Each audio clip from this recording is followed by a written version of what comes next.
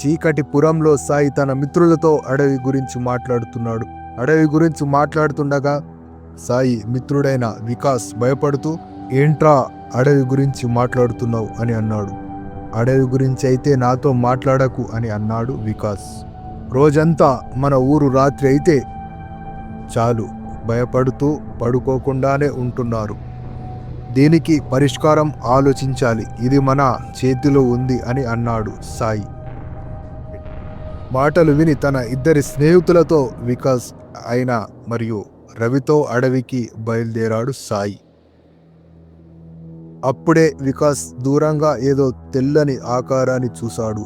ఆ ఆకారాన్ని చూసి, అరే సాయి, అక్కడ చూడురా ఏదో తెల్లగా ఉంది అని భయంతో వణుకుతూ చెప్పాడు. ఆకారాన్ని చూసి రవి కూడా భయపడుతూ పారిపోయాడు. రవి ఒక్కడు భయపడి పారిపోయాడు. సాయి మాత్రం ధైర్యంగా ఆకారం దగ్గరికి వెళుతూ ఉండగా సాయి, ఎవరు నువ్వు, ఎందుకు ఏడుస్తున్నావు అని అడిగాడు. అప్పుడు దయ్యం మాయమైంది. వికాస్ భయంతో కింద పడిపోయాడు. రవి ఆలోచనలలో పడ్డాడు. అప్పుడే దయ్యం హఠాత్తుగా వచ్చి సాయి ఎదురుగా నిలబడి, ఎందుకు వచ్చావు, వెళ్ళిపో అని చెప్పింది.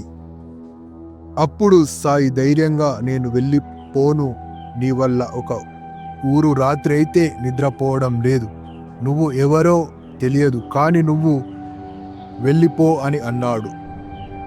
అప్పుడు దయ్యం ఇక్కడుండి ఏడ్చేది, ఎవరైనా వచ్చి నా గురించి తెలుసుకొని నా పిల్లని సరిగ్గా చూసుకుంటారని మా ఆయన చనిపోయారు, పిల్లలు ఒంటరి వాళ్ళు అయ్యారు, వాళ్ళని ఇంట్లో పెట్టి అడవికి వచ్చేసరికి ఇలా జరిగిపోయింది. నా కోసం మా ఇంట్లో పిల్లలు ఎదురు చూస్తుంటారు, వాళ్ళకి తెలియదు నేను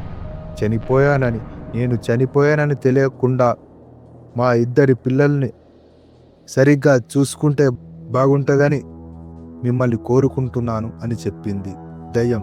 అప్పుడు దయ్యం మాటలు విని, నేను మీ పిల్లని చూసుకుంటాను, మీరు వెళ్ళిపోండి, నీ వల్ల ఒక ఊరు సమస్యల్లో ఇరుక్కుంది అని అన్నాడు. సరే వెళ్ళిపోతా, కానీ నా పిల్లని జాగ్రత్తగా చూసుకోండి అని దయ్యం చెప్పి వెళ్ళిపోయింది.